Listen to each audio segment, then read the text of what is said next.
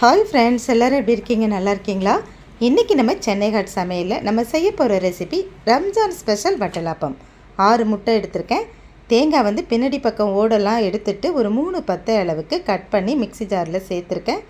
கொஞ்சமாக தண்ணி சேர்த்து கொஞ்சம் திக்கான பக்குவத்துக்கு பால் எடுத்துக்கலாம்.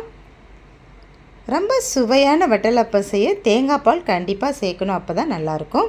6 முட்டையை ஒரு பவுலில் முதல்ல உடச்சி ஊற்றி நம்ம தனியாக எடுத்து வச்சுக்கலாம். அப்போ தான் நம்ம செய்யும்போது ரொம்ப ஈஸியாக நம்ம கரெக்டாக ஒவ்வொன்றா ஸ்டெப் அண்ட் ஸ்டெப்பாக போட முடியும்.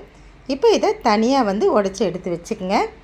ரொம்ப ரொம்ப டேஸ்டியான வட்டலாப்பம் நம்ம ரம்ஜானுக்கு கண்டிப்பாக செய்கிறோம்ப்பா. நம்ம சொந்தங்கள் எல்லாமே இந்த வட்டலாப்பம் இல்லாமல் ரம்ஜான் கொண்டாடவே மாட்டாங்க.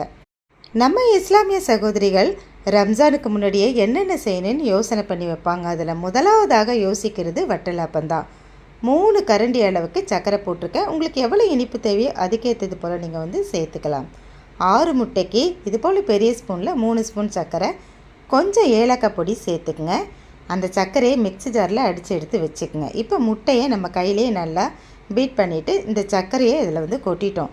இதையும் சேர்த்து நல்லா கலந்து விட்டு மிக்ஸி ஜாரில் கொஞ்சம் அடித்து எடுத்துக்கங்க. நுரை பொங்க வந்திருக்கு. இது போல் அடிச்சிங்கன்னா ரொம்ப டேஸ்ட்டாக இருக்கும். 1.5 ஸ்பூன் பொட்டுக்கடலை, 6 முந்திரியை போட்டு நல்லா ட்ரையாக மாவாக அடித்து இதில் சேர்த்து கலந்துக்கலாம். நல்லா கலந்து விடுங்க.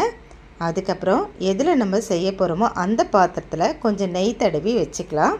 அப்போ தான் நமக்கு ஒட்டாமல் நல்லா வரும். ரெடி பண்ணி வச்சுருக்க கலவையை அதில் சேர்த்துடுவோம்.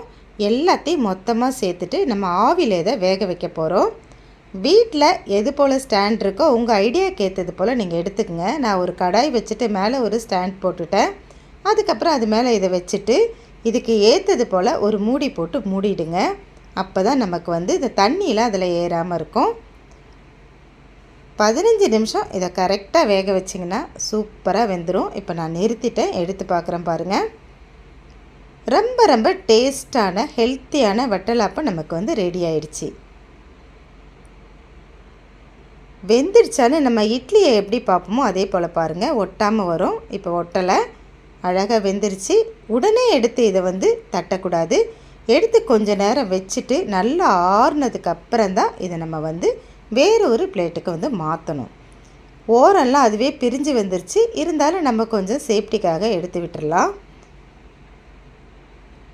ரம்ஜான் வந்தாலே கண்டிப்பாக வட்டலாப்பம் வந்து செய்வாங்க. இடியாப்பம், அதுக்கப்புறம் கோழி ஆப்பம், இப்படியெல்லாம் வந்து விதவிதமான ஒரு சூப்பரான டிஷ்ஷெல்லாம் பண்ணி நல்லா செம்மையாக கொண்டாடுவாங்க. ரம்ஜான்னால் எனக்கும் ரொம்ப ரொம்ப பிடிக்கும். ஆறுனதுக்கப்புறம் வேறு ஒரு பிளேட்டில் நான் மாற்றிட்டேன். இப்போ எப்படி வருது பார்க்கலாம் வாங்கப்பா. வாவ், ரொம்ப சூப்பராக வந்திருக்குல்ல. உங்களுக்கு இந்த வட்டலாப்பம் பிடிச்சிருக்குல்ல? பார்க்கும்போதே நல்லா இருக்குது. இது சாப்பிட்டா எப்படி இருக்குன்னு நினைக்கிறீங்களா? கொஞ்சம் ட்ரையான முந்திரியை கொஞ்சம் கட் பண்ணி அதில் சேர்த்துருக்கேன். உங்களுக்கு பிடிச்சா சேர்த்துக்கலாம், இல்லைன்னா பாதம் பிடிச்சாலும் நீங்கள் போட்டுக்கலாம்.